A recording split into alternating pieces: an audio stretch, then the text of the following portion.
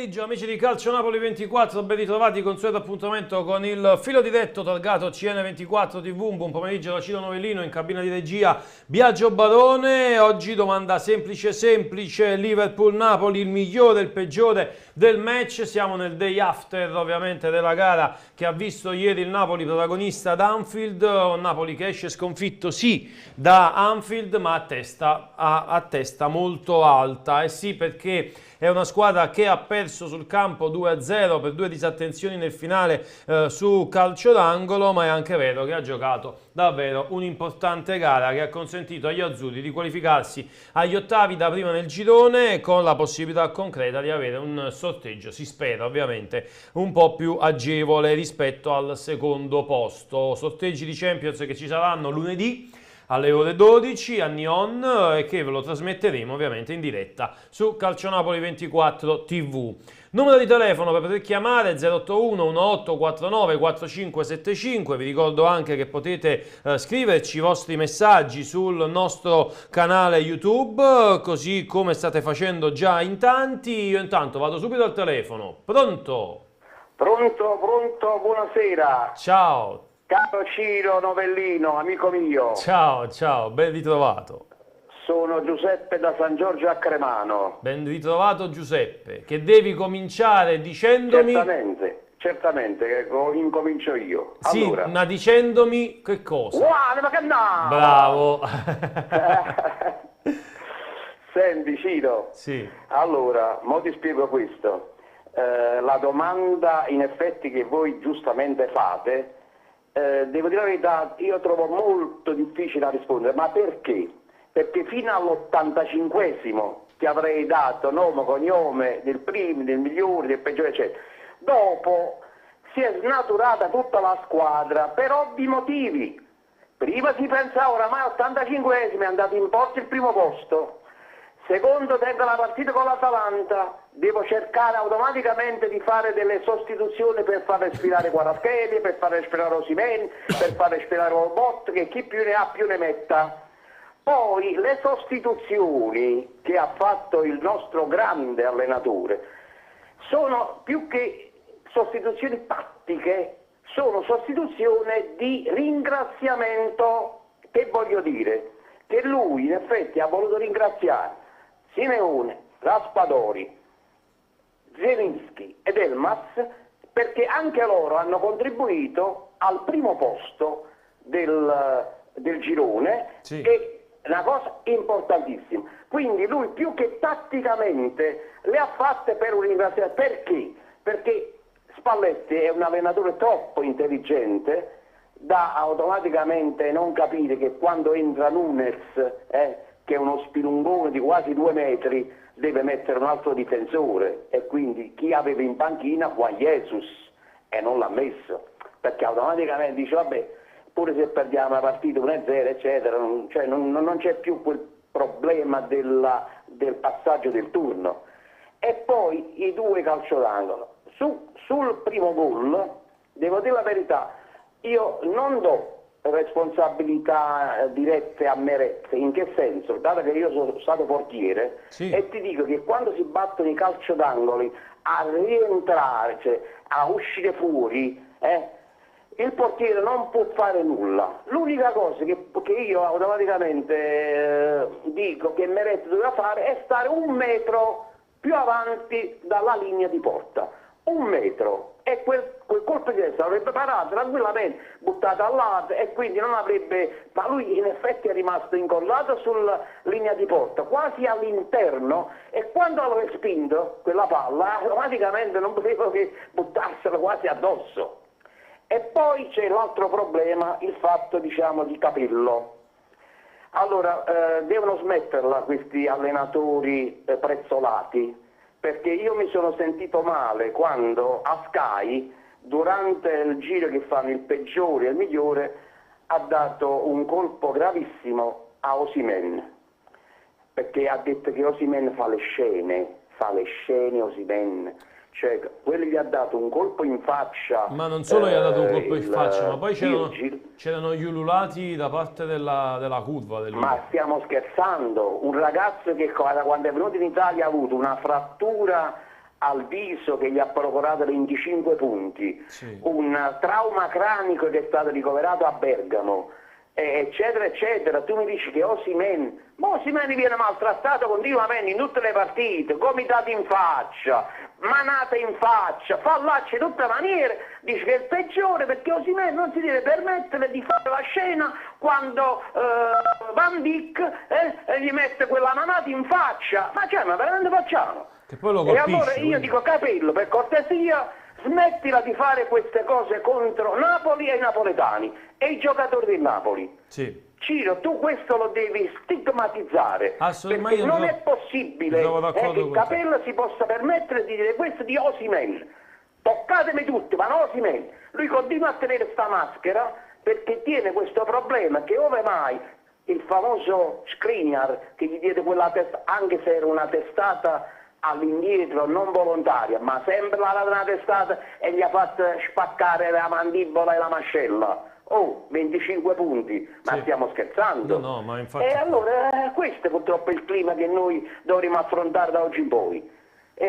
Quindi noi, grazie alla Spalletti, grazie ai giocatori, ci ha dato una soddisfazione immensa, e questo 2-0 non esiste proprio, tatticamente non esiste proprio, perché per me la partita è finita all'85esimo, perché ove mai il Napoli avesse avuto bisogno di portare in porto lo 0-0, e Posasic lo aveva Lobot, lo aveva Kvaratskhelia, lo aveva Osimhen e toglieva qualche altro giocatore, o no? Tu che dici, Ciro? Ma infatti è così, perché il Napoli poi alla fine cala e subisce 2 gol nel momento in cui più che Kvara esce Lobot dal campo. Quindi voglio dire la partita, quindi il peggiore mio non direi, dico solamente grazie di cuore a tutti, e poi anche ai tifosi che sono andati lì, che veramente sono incommiabili per il tifo che danno con Napoli, e mi auguro che a Bergamo, dove c'è già il sold out, perché mio figlio che sta a Vignola voleva andare a vedere la partita, automaticamente prima gli avevano detto che tutti i biglietti ospiti erano andati volatilizzati, poi erano rimasti dei biglietti in una tribuna laterale, che chi teneva la red card dell'Atalanta 80 euro, ai non red card Atalanta 120.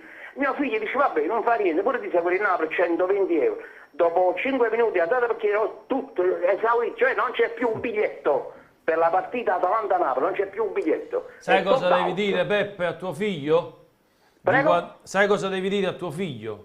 Sì, di guardare su Calcionapoli 24 la live reaction. Lui voleva andare proprio sul posto a portare un po' fisicamente, no, il tifo per il Napoli. Sì. Quindi io ho 2 figlioli miei, uno sta a Riva del Garda e un altro sta a Vignola. Si va a vedere tutte le partite, ma quando trovano i biglietti, ha detto qua oramai purtroppo trovare un biglietto per le partite esterne del Napoli è diventato veramente una tragedia. Va bene, Peppe, grazie. Di nuovo, ciao Ciro, ciao, forza grazie. Napoli, Sempre. è uguale ma che Napoli. grande, grazie a Giuseppe. Allora, vi ricordo, Liverpool-Napoli, il migliore e il peggiore del match. Tra l'altro, poi io stavo proprio guardando su calcionapoli24.it, magari ve lo faccio vedere. Allora, Nunez ha rifilato, ed è stato graziato dall'arbitro, un pugno in una mischia ad Elmas, e non è stato appunto sanzionato, tant'è che poi il giocatore andò anche in gol in quello che poi è stato il 2-0. Torniamo al telefono, pronto? Buonasera, Napoli. Luca da Napoli. Ciao, ben ritrovato. Allora, ieri Napoli ha giocato, a mio avviso, a testa alta. Sì, è testa altissima, non alta. Esatto. Secondo te, migliore e peggiore del match? È il migliore Guarello Bottega. E peggiore? Da non trascurare neanche Oliveira. E il peggiore, mi dispiace dirlo, il portiere. Menette, secondo te. Quindi tu sei... Perché manca in un fondamentale. Sui calci d'angolo e le punizioni battute dalle fasce non esce mai. Nell'area piccola la palla deve essere del portiere, invece se ci fai caso, prima che battono l'angolo, il primo angolo, lui sta nell'area piccola. Come parte la rincorsa del giocatore, si mette sulla linea se non dietro la linea, e così tu il gol lo prendi sempre. Nel primo gol mette i piedi dietro la linea, questo è vero. Sì, sì. Sì. Sì. Non esce mai, è una lacuna che c'è, che deve migliorare, perché poi tra i pali non si discute. Sì, no, ma infatti su questa cosa sono d'accordo con te, anche se poi ti dico la verità, io non sono d'accordo sul fatto che sia stato il peggiore in campo, perché poi ha fatto delle parate importanti. Ha fatto 2 parate, sì, una però era a gioco fermo. Una a gioco fermo, ma ne ha fatte altre 2 anche, quindi... Però da rimarcare un arbitraggio scandaloso. In che senso? Perché Riguardo cosa? C'era il rigore netto su Kvaratskhelia, perché il corso è stato spinto alle spalle. Sì, è vero. Poi se avete notato, Fabinho ha fatto 3 fallacci bruttissimi, solo nel primo tempo non ha avuto un cartellino giallo, almeno uno. Sì. Su questo sono... Poi, anche su questo Alexander Arnold già ammonito, ha dato un calcetto quando la palla nel secondo tempo è uscita fuori a... Ma anche Nunez l'ho fatto vedere proprio adesso, da una manata ad Elmas prima del gol all'interno dell'area di rigore, e non viene sanzionato. Rosso, un cazzotto, non una manata, un cazzotto. Sì, vabbè, sì, in quello intendevo. Sì. E poi continui falli e fallacci non puniti per l'arbitro. Sì, su questo anche per questo il Napoli non ha dato più di quello che doveva dare, perché il Liverpool ha pensato solo a intimorire i giocatori del Napoli commettendo dei fallacci da cartellino giallo. Ci avrà pure provato ad intimorire i calciatori del Napoli, ma il gioco espresso dal Napoli ieri è stato davvero molto bello e divertente, si è giocato alla pari, se non addirittura meglio.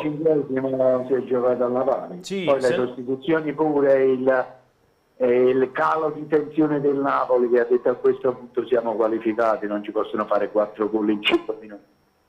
Sì, e quello alla fine quello è, perché alla fine pesano i 2 gol presi negli ultimi 10 minuti sostanzialmente, perché poi fino a quel momento il Napoli, come dicevi giustamente tu, ha giocato alla pari, secondo me in alcuni frangenti anche meglio del Liverpool, e si giocava ad Anfield, in casa del Liverpool, quindi questo dimostra la crescita esponenziale del Napoli in Europa. Sì. Va bene Luca, ti ringrazio. Ok, buona serata. Ciao, grazie a Luca. Liverpool-Napoli, il migliore e il peggiore del match, 081 1849 4575 per poter chiamare in diretta. Andiamo a leggere anche qualche messaggio.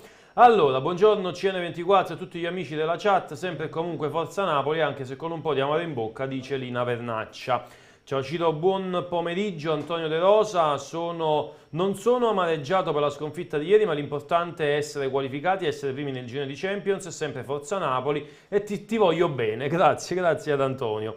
Albert dice: tranquilla Lina, è stata una sconfitta inutile, immeritata, avevamo la testa a Bergamo, non era il solito Napoli, sabato è la vera partita. Ciro, la tua espressione oggi mi mette tristezza, tutti siamo un po' tristi, ma abbiamo perso immeritatamente Wanam che Napoli. Lina, non è tristezza la mia, è stanchezza. Quindi stai serena, non è tristezza, anche perché io sono dell'idea che ieri il Napoli ha fatto un'ottima partita, quindi io non sono triste per la sconfitta, ci sta a perdere al Liverpool. Il Napoli ha giocato una grande partita, l'ho detto più volte, quegli ultimi minuti hanno creato un po' di difficoltà e hanno portato poi al passivo dei 2 gol. Mettete like alla diretta, suggerisce Lina Vernaccia, ha ragione, andate sul canale YouTube, mettete mi piace, iscrivetevi al canale e soprattutto commentate, attivate la campanellina e riceverete così tutte le nostre notizie in anteprima. Torniamo al telefono prima di leggere altri messaggi, pronto? Ciao Ciro, sono Edoardo. Ciao Edoardo. Ti ringrazio per l'altra volta. Ecco, io ci stavo arrivando perché l'ho letto in diretta e mi sono emozionato. Prima con te al telefono e poi anche dopo. Perché poi riguarda anche mio padre, tanto quella cosa che ho perso anche lui e tutto. È una cosa lunga. Comunque lasciamo stare perché sennò attacchiamo una tavola. Comunque, allora, volevo dirti una cosa, tutti a colpevolizzare Meret, io mi sono stancato sempre di questo, perché io sono sempre quello che difende Meret. Allora, se ci fai caso, a quei carissimi tifosi del Napoli, vorrei dire, la colpa del gol, perché è Kim, lo difendiamo, ma se l'è perso lui.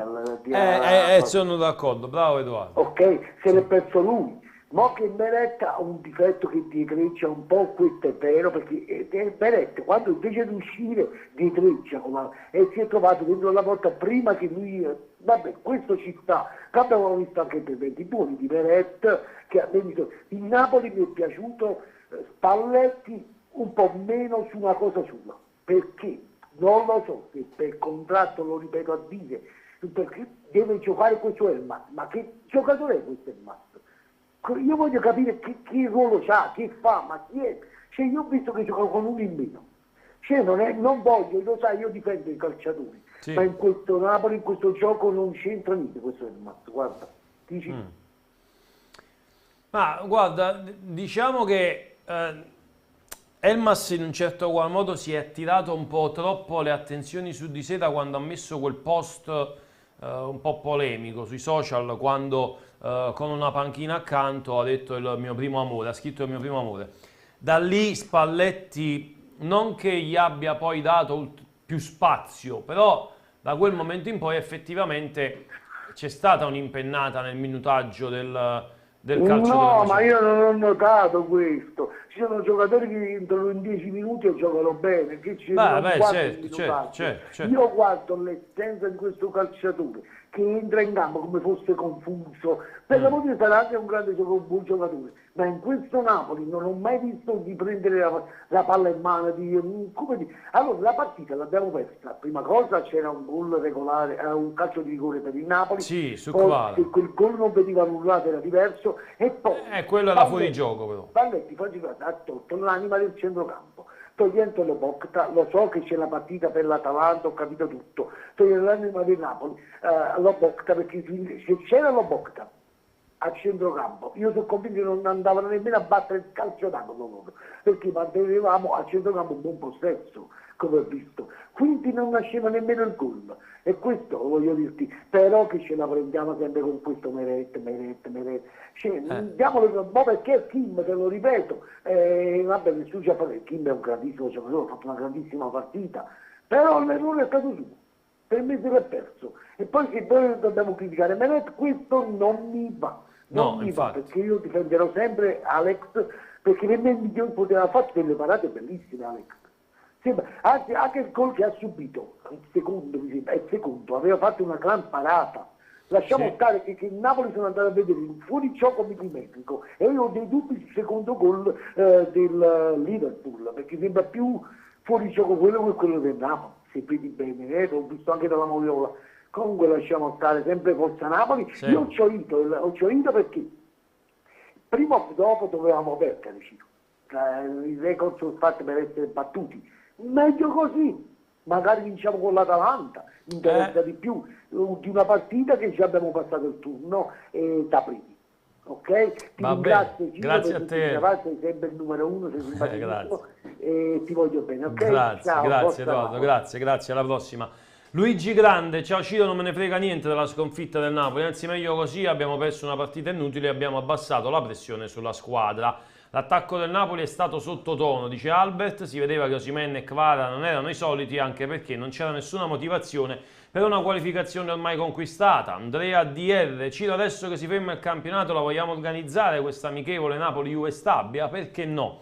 Ma c'è stata comunque poco tempo fa un'amichevole tra Napoli e Juve Stabia, la prima appunto gara che il Napoli poi ha giocato di mercoledì e di preparazione dopo l'inizio della stagione, quindi non c'è stato tantissimo tempo fa e per me è stata ovviamente un'emozione unica. Giovanni A. Carino, testa Bergamo, Sal Michael C. Dopo la sostituzione di Kvara e Lobo il Napoli ha perso, comunque serve un portiere. Lina Vernaccia dice migliori in campo Dombele e Oliveira, anche Meretta ha salvato palloni, credo che peggio, se così possiamo dire, Osi è un po' Lobotka, anzi, quindi per Lina Vernaccia Lobotka tra i peggiori in campo.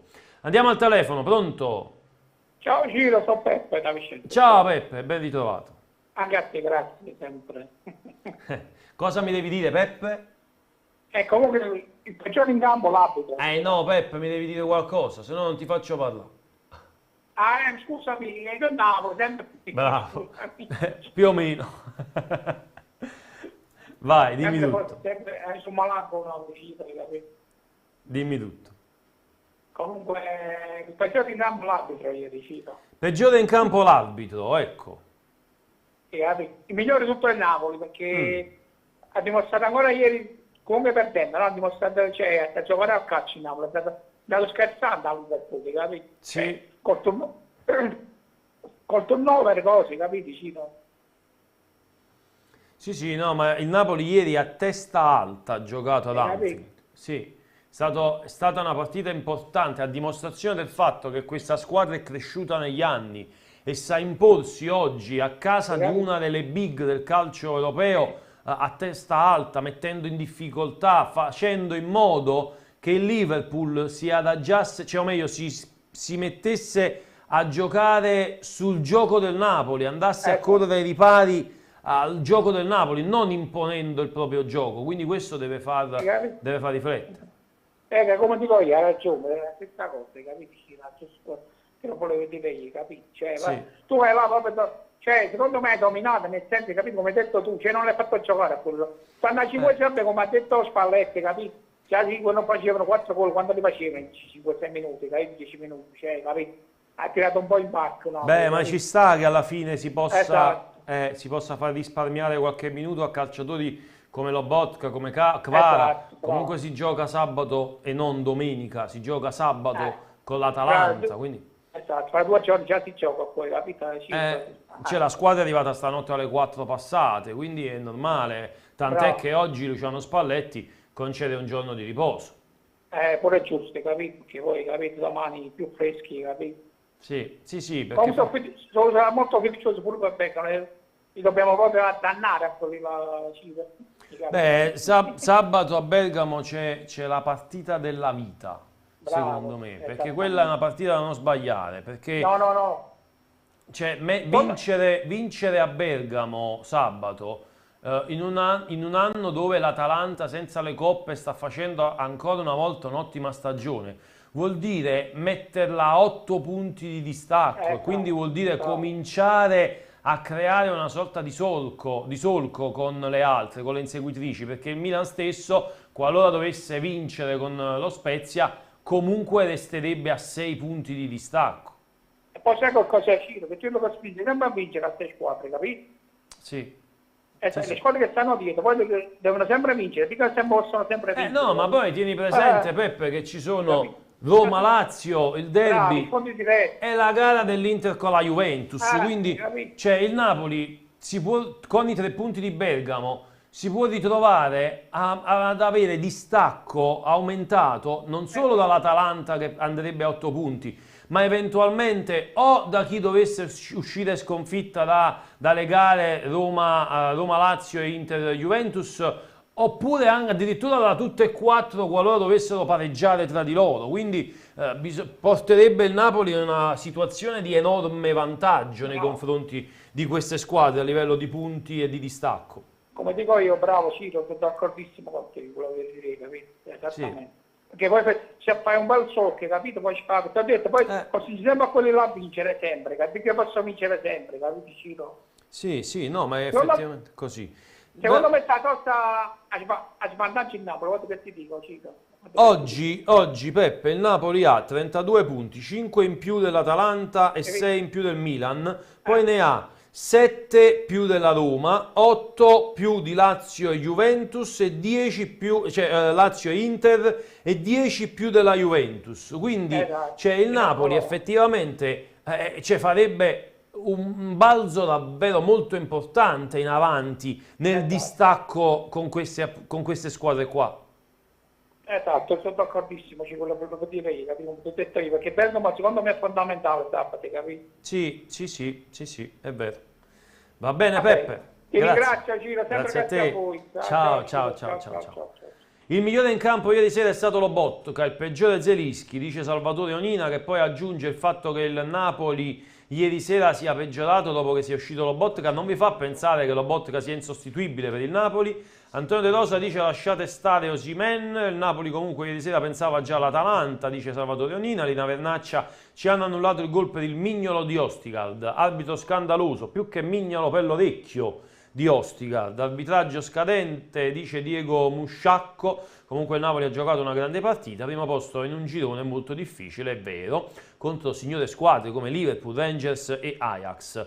L'arbitro è stato indegno. Aldo Milone, Ciro, sembra paradossale, ma la sconfitta di ieri ha dato maggiore convinzione al Napoli. Il rilassamento nei minuti finali è dovuto al risultato ormai acquisito. Antonio De Rosa, Wanam che a Napoli, Salvatore Onina, comunque Atalanta-Napoli di questo sabato, veramente spartiacque per il Napoli di questa stagione. Mi trovo enormemente d'accordo, come ho detto prima. Torniamo al telefono, pronto? Buon pomeriggio, Ciro. Ciao Antonio, ben trovato. Cosa mi devi dire, Antonio? Guarda vecchio Napoli. Grande Antonio, grande. Io ti ho aspettato ieri e tu non sei venuto in diretta. No, non c'avevo da fare. Ma come ce l'avevi da fare? Io mi aspettavo il tuo intervento ieri all'intervallo. Non va bene. La prossima volta. Mi hai abbandonato. No. Vai. Dimmi tutto. Allora, il peggiore sta l'arbitro, Ciro in campo.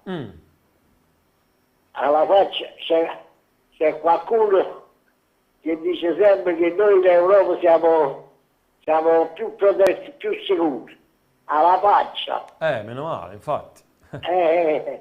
C'è un signore che chiama sempre, parla sempre il fatto degli arbitri, hai capito? Questa è la prova che è tutto falso.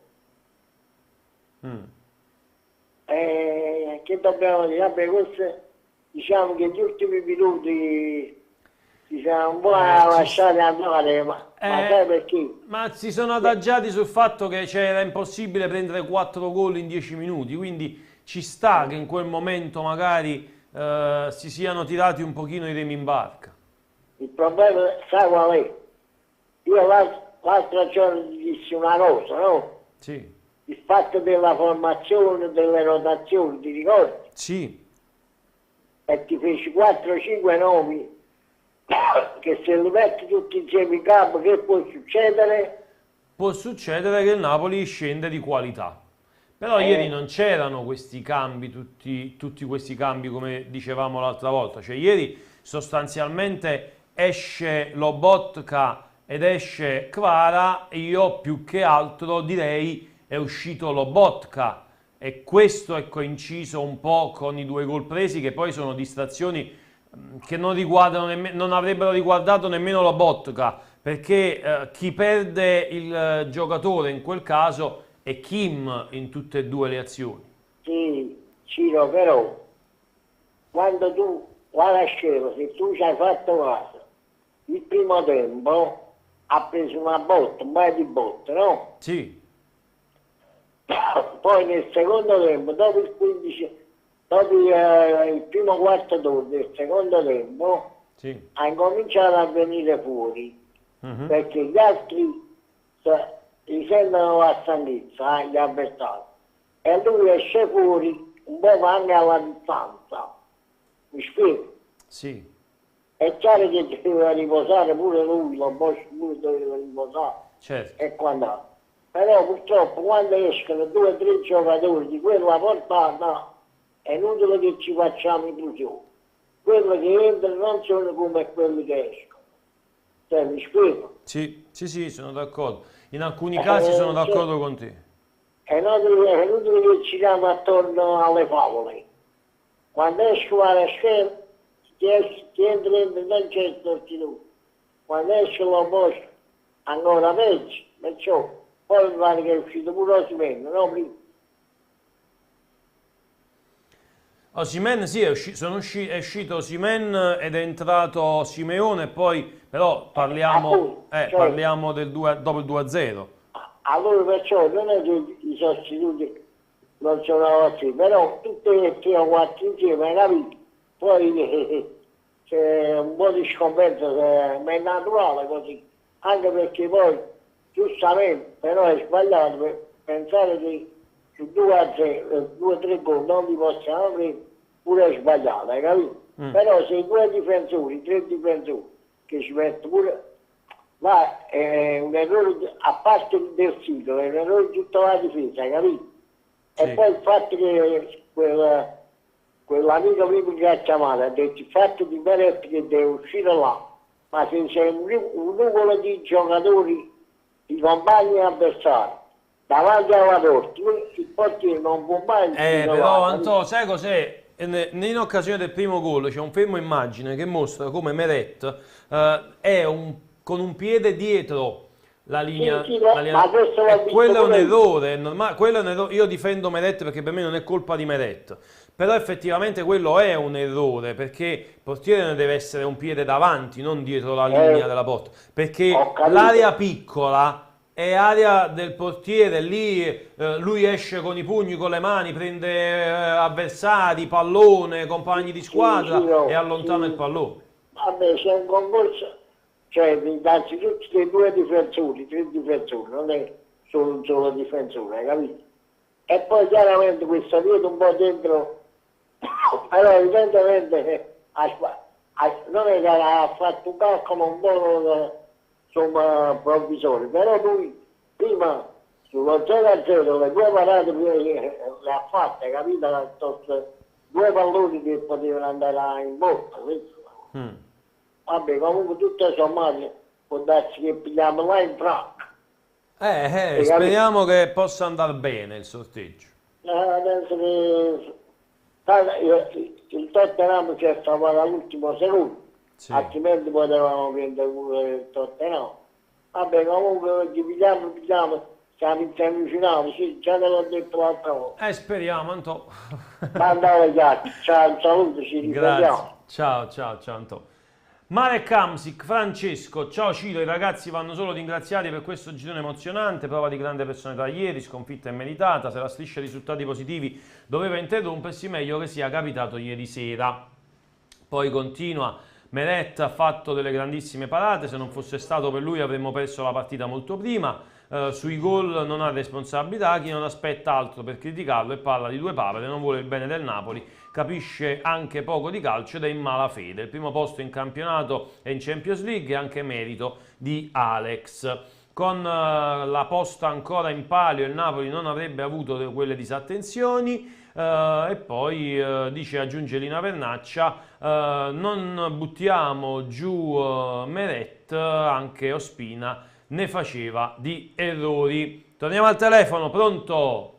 Ciao Ciro, buon pomeriggio. Ecco, Gennaro è un altro che ieri sera mi ha preso e non mi ha portato la poesia in diretta. Ciro, stavo preso avevo ospiti a casa e stavo molto impegnato in quell'intervallo. Diciamo che tenevi qualcosa che ti arrivava in bocca, così facevi questo movimento. Un po' pure quello, però diciamo che eravamo più impegnati a discutere talmente impegnato a discutere che non mi hai portato la poesia in diretta ieri sera. Io ero in attesa della tua declamazione, che non c'è stata. Sono in debito con te anche per questa cosa qua che ti ho promesso e che sicuramente ci rifaremo sabato nel pomeriggio ti chiamerò, anche perché è diventato un po' difficile chiamarti, perché tu ormai sei diventato famoso, Juan Napoli, e quindi automaticamente, anche se qualche volta provo a chiamarti,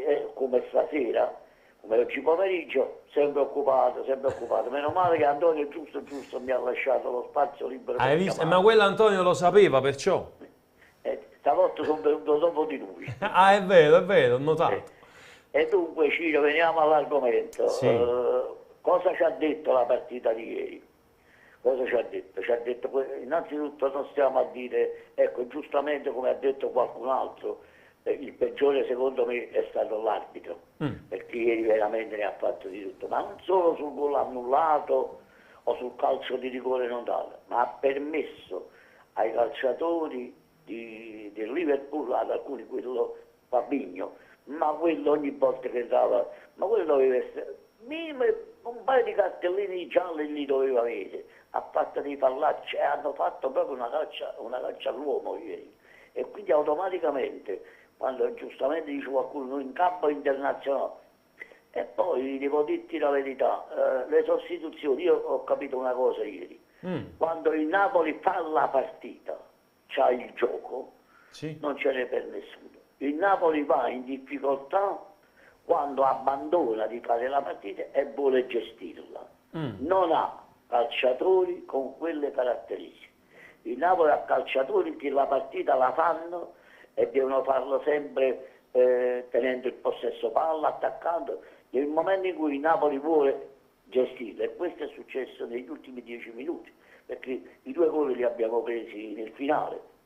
E quando il Napoli pensava di poterlo gestire la partita, purtroppo se vogliamo dare, questo Napoli quest'anno è stato perfetto fino all'85esimo di ieri. Fino al gol subito. Il Napoli ha pensato di gestire gli ultimi 7-8 minuti, 10, perché poi c'erano i 7 minuti di recupero, perché noi l'ultimo gol l'abbiamo preso nel recupero.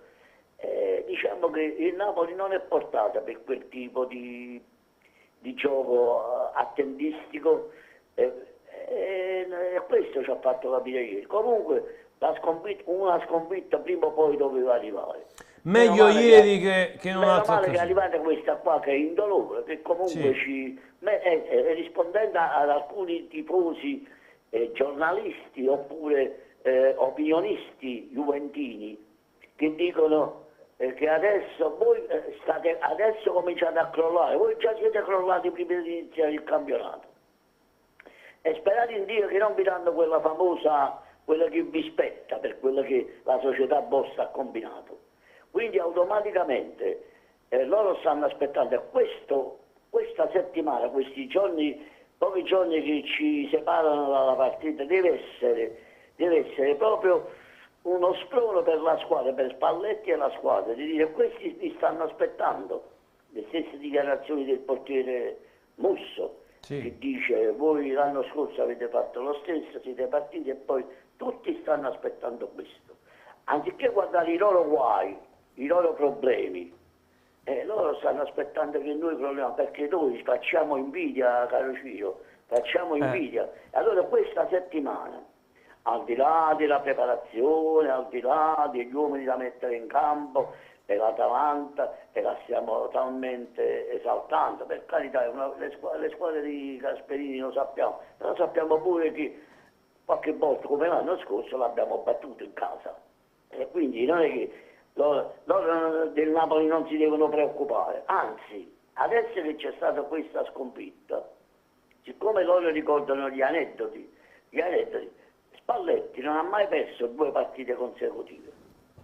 Quindi io spero che questa settimana, oltre alla preparazione fisica, ci sia una preparazione mentale da parte della squadra. Noi tifosi non stiamo a dire adesso che ha sbagliato, perché sarebbe facile. Io ho visto la partita come l'hanno vista tutti quanti, abbiamo visto i 2 gol come sono venuti, non mi voglio pronunciare perché al momento il portiere fino ad oggi, fino a ieri, ha fatto quello che sapeva fare. Poi andiamo a trovare il pelo nell'uovo, ci sta pure. Io ho sempre detto che un difetto che merita, cioè quello che è forte tra i pali, però nelle uscite aveva un difetto con i piedi, sta migliorando con i piedi. Adesso bisogna allenare, perché anche il preparatore dei portieri, se si vedono delle carenze da parte di un atleta, che potrebbe essere il portiere, il difensore, e si deve lavorare là sulle carenze. E quindi non mi sento di dire in questo momento subito, partire subito, lasciamolo fare agli altri, agli avversari, lasciamolo dire a loro quelle cose, noi non le diciamo, anche se le capiamo, però non facciamo il gioco loro, che subito cominciamo a dare la croce o a Meret o a Kim o a qualcun altro. Fino adesso sono stati esemplari, quindi andate avanti così. Questa è una cosa che vi ha solleticato, anzi vi deve spronare ancora di più. L'ho detto, a partire da oggi, se loro hanno cominciato subito la preparazione, domani. Loro devono guardare quello che stanno dicendo, che ci stanno aspettando proprio quello, per dire: avete visto? Quindi questo non deve succedere. Il Napoli deve dimostrare che è stata una cosa, perché ormai già acquisito, era già acquisita, diciamo, il primo posto in Champions.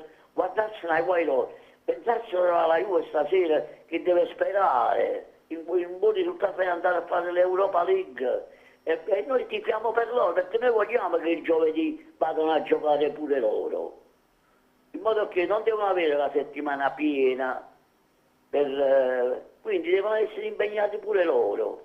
Magari non più il martedì e il mercoledì, bensì il giovedì vanno a fare l'Europa League. Europa League, esatto. Quindi noi tifosi siamo sempre con il Napoli, forza Napoli, non c'è nessuno, è uguale, ma per Napoli, a sabato pomeriggio. Ciao Gennaro, grazie. Ciao, tante grazie, cose, buonasera. Grazie. Serena Spesso, ciao Ciro, ciao a tutti, concordo con Francesco, Marek Hamsik, attenzione massima a Bergamo. Poi ancora, in ogni caso, io gli arbitraggi in Europa non me li aspetto fiscali, sono arbitri che arrivano da campionati dove lasciano giocare di più, non spezzano il gioco. Serena Spesso continua dicendo discorso diverso per gli errori del VAR, quelli non vanno tollerati.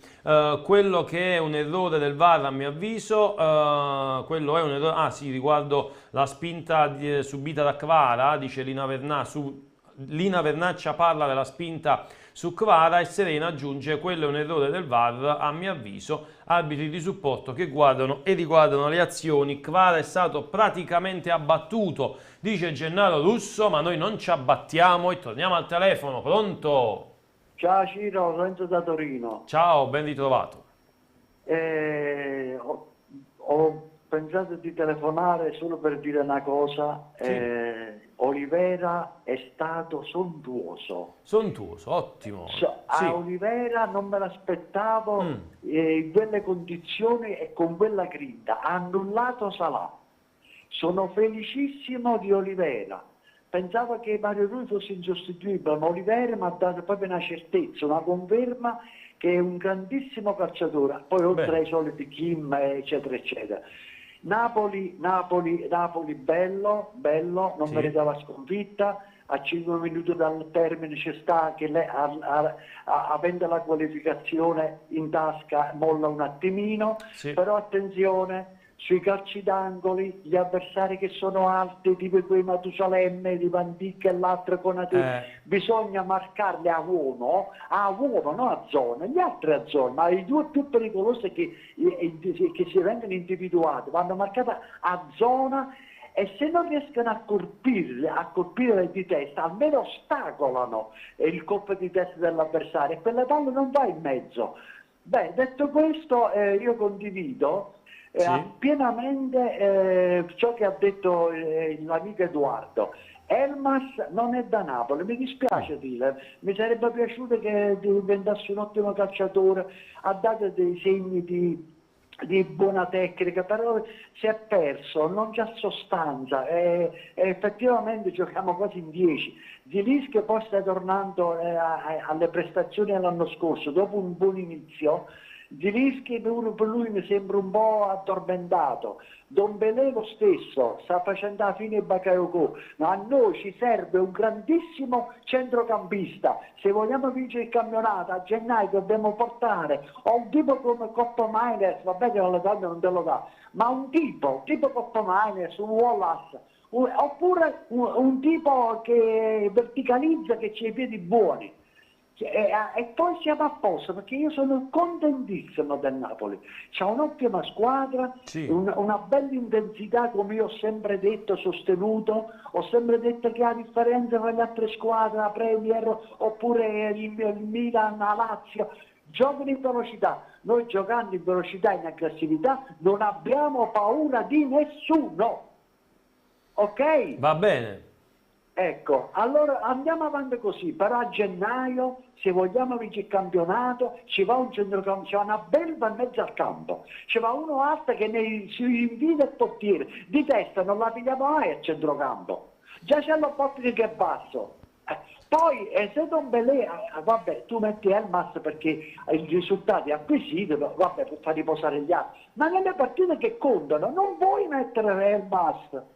E mi dispiace, guarda, lo dico con cuore, guarda, in mano, però purtroppo questa è l'evidenza. Detto questo, speriamo che abbiamo le energie sufficienti per battere Atalanta, perché ragazzi, se battiamo l'Atalanta e se abbiamo mezzo coso, non dico il nome, mezzo coso in tasca, ok Ciro? Va bene, sono d'accordo. Saluto tutti gli amici, mi sono sfogato, io quando le cose vanno un po' maluccio chiamo, e quando c'è, non è che vanno male, quando c'è si fa bene, ma bisogna sempre fare meglio, bisogna migliorarsi, ok? Va bene. Ok, me la raccomando, speriamo che qualcuno ci ascolta. Speriamo. Ci conta. Ciao Ciro, ciao, un abbraccio, saluto a tutti gli amici. Ciao, grazie Enzo. Io penso però che sul mercato posso essere d'accordo che manca quel tipo di centrocampista, ma non credo che però ci sarà qualcosa sul mercato di gennaio per il Napoli. Serena spesso dice anche per me Elmas non è da Napoli, ha buone potenzialità ma non è mai cresciuto, non ha fatto quello scatto, spero che a gennaio vada via. Archiviamo questa, testa Bergamo, dai, Napoli 1926 Maradona, Elmas e Demme non sono compatibili con questa rosa, Simeone doveva essere titolare, dice Antonio De Rosa. Andiamo al telefono ma non ho capito. Rino, quindi c'è Rino al telefono. Ok, torniamo al telefono, pronto? Ciao Giro, buonasera, Forza Napoli. Ciao, ben trovato. Grazie. Allora, dunque, ieri sera secondo me non abbiamo giocato bene perché tanto il contro la qualificazione c'era già. Secondo me sì.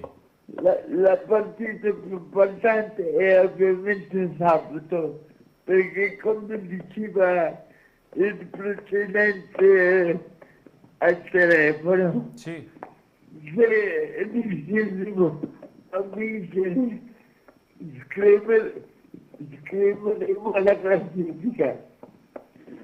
Sì, ma anche perché la vittoria, la sconfitta di ieri con il Liverpool alla fine non ha portato a nulla, cioè il Napoli si è qualificato primo nel girone di Champions, quello che conta è per la classifica la gara di sabato, perché può creare davvero un solco con tutte le inseguitrici qualora il Napoli dovesse riuscire a fare bottino pieno a Bergamo contro l'Atalanta. Io non mi voglio esprimere ancora perché il campionato è lungo, poi c'è la pausa mondiale e quindi a gennaio ci sarà ovviamente un altro campionato. Però secondo me se riuscissimo a vincere a Bergamo andremo un segnale forte al campionato. Assolutamente d'accordo con te, sarebbe un segnale fortissimo per il campionato, perché come ti dicevo metterebbe davvero tante squadre a tanti punti di distacco, visti anche gli incroci che ci sono nel derby tra Roma e Lazio e nella gara appunto tra Juventus e Inter, quindi soltanto il Milan ha un turno un po' più facile con lo Spezia. Per il resto io credo che il Napoli possa davvero cominciare ad allungare il passo. Ma allora io abito allo Spezia e io ovviamente seguo lo Spezia, sicuramente sabato stifo lo Spezia per due motivi. Primo perché stoppa il Milan, secondo perché dobbiamo iniziare a fare punti perché la classifica è molto precaria. Va bene Rino, ti ringrazio. Dai, ok, buonasera, ciao sempre, ciao. Allora, la partita l'ha decisa Spalletti negli ultimi 10 minuti togliendo Lobotka, dice Starving Italian. Elmas non è da Napoli, mi dispiace dirlo, ma in estate o a gennaio dovrebbe andarsene. Antonio De Rosa, il mister è fissato con lui, cito perché parlo di Elmas, dice Napoli 1926 Maradona. Ma c'è nella rosa, quindi è giusto che gli si dia spazio. Gabriele Laezza mi chiede la top 11 della Serie A. Proviamoci, mi piace questo giochetto. Io metto in porta Magnan, portiere del Milan, terzino destro Giovanni Di Lorenzo, i due centrali io metto Bremer e Kim Min-jae, a sinistra Teo Hernandez, perché calciatore, gioco col 4-3-3, poi faccio davanti alla difesa Lobotka, non può essere altrimenti, inserisco negli altri due di centrocampo sicuramente Milinkovic-Savic, e poi un po' di dubbio ce l'ho sul terzo centrocampista, ma dentro ci metterei, credo, Pellegrini della Roma. Per quanto riguarda il tridente, dico, facendo una forzatura, perché non posso tenerlo fuori, anche perché io esterno a sinistra ci metto Kvaratskhelia e non si discute. Però faccio una forzatura e sposto Leao a destra e quindi faccio Leao a centravanti, sicuramente ci metto Osimhen barra, ci metterei anche Immobile barra Lukaku, secondo me, al di là dell'infortunio che ha Lukaku, e poi a sinistra, senza ombra di dubbio, metterei Kvaratskhelia. Torno al telefono, pronto? Sì, pronto. Ciao, come ti chiami, da dove ci chiami e soprattutto mi devi dire Wanam Napoli. Wanam Napoli. Bravo. Come ti chiami, da dove ci chiami? Mi chiamo Giovanni e chiamo dal Veneto anche se sono di Napoli. Ah, ok. Allora, una cosa dovrei dire è che in porta abbiamo Meret che tiene il buco. Abbiamo Meret? Che ha i buchi nelle mani. Ma guarda, io non sono d'accordo. Meret è migliorato tantissimo perché è bravissimo, sta facendo delle bellissime parate. Sì. Però questo Napoli sarebbe stato la migliore squadra in assoluto con Keylor Navas in porta. Vabbè, è normale, cioè, se il Napoli avesse acquistato Keylor Navas, è ovvio, sono d'accordo con te, perché Keylor Navas è sicuramente un fuoriclasse tra i pali, questo è fuori discussione. Certo, però io direi invece di concentrare tutti i soldi che adesso procura Aurelio De Laurentiis per questa finestra di mercato di gennaio, io li concentrerei tutti su Navas. Ma io non penso che il Napoli vada a caccia di un portiere, te lo dico senza nessun dubbio, Giovanni, perché il Napoli ci ha provato a prendere il portiere, ci ha provato in estate, non ci è riuscito e ha rinnovato il contratto a Meret, quindi io non credo che arriverà, anche se poi non ha fatto questo contratto così lungo, però io credo che il Napoli punterà su Meret questa e almeno la prossima stagione, poi si vedrà. Certamente, perché sennò Meret non rinnovava se non era il portiere titolare. Esattamente, Meret ha avuto delle garanzie sulla titolarità, per questo è rimasto, altrimenti non sarebbe rimasto, cioè, lo ricordiamo tutti, no? Non dobbiamo dimenticarlo, cioè, Meret ad un certo punto è stato vicinissimo allo Spezia, ad andare a giocare allo Spezia in prestito, perché il Napoli sembrava avesse preso Keylor Navas o il portiere del Chelsea, e quindi per Meret c'era non pochissimo, cioè non c'era proprio lo spazio, e aveva deciso di andare altrove. Quando poi il Napoli prende Sirigu, in un certo qual modo cominciava a delinearsi la strategia, perché dagli agenti di Meret è sempre arrivato il diktat: restiamo, dipende dall'altro portiere che arriva. È arrivato Sirigu e quindi era in un certo qual modo evidente la scelta della società. Esatto, io dico un'altra cosa prima di salutarvi: basta che a gennaio il Napoli non cala come fa sempre, perché a gennaio ci serve più cazzima di adesso. Sì, ma io penso che il Napoli possa ripartire a gennaio come è partito in questo inizio di stagione, perché ci saranno, lo dico sempre, in pratica 2 stagioni in una, cioè ci si fermerà fra una settimana, ci si fermerà fra 10 giorni, ci si fermerà per 2 mesi, quindi ci sarà tanto tempo davanti per potersi allenare, e il Napoli ha una fortuna, quella che non tanti giocatori andranno al mondiale, quindi ci sarà modo di allenarsi. Esatto, e che poi vendendo anche Mertens e Insigne, che ormai calavano dopo gennaio perché erano più stanchi rispetto a questi giovani che abbiamo adesso, magari il Napoli potrebbe arrivare più avanti facendo queste belle prestazioni. Va bene, ti ringrazio. Grazie a te. Ciao Giovanni, grazie mille. Allora, Wanam Napoli, scrive Lina Vernaccia, non credo che il Napoli stia cercando un portiere. Daniele Arcella scrive: Ciro Meret è un grande portiere, deve solo migliorare con i piedi, ieri ha fatto grandi parate e sono d'accordo con te. Per quanto riguarda poi Marek Hamsik dice che chi critica Meret deve ricordarsi tutte le volte che in questa stagione è stato decisivo, anche ieri sera, e io mi trovo d'accordo con te perché anche ieri ha fatto delle parate importanti. È vero, come diceva oggi Vincenzo, c'è una parata che non resterà negli annali di questa stagione perché il gioco era fermo ed è la posizione irregolare di Salah. Però fa un intervento su Salah che è straordinariamente importante, che se quell'azione fosse stata regolare avrebbe comunque portato a un salvataggio davvero incredibile. Sfatiamo questo luogo comune, il Napoli l'anno scorso calò a dicembre, nel girone di ritorno facemmo più punti rispetto all'andata e speriamo che si possa continuare a fare bene. Abbiamo spazio per un'ultima telefonata, qualora ci fosse. Vedo Biagio piegato su se stesso per mettere in onda l'ultima telefonata, che è quella di Raffaele. Pronto?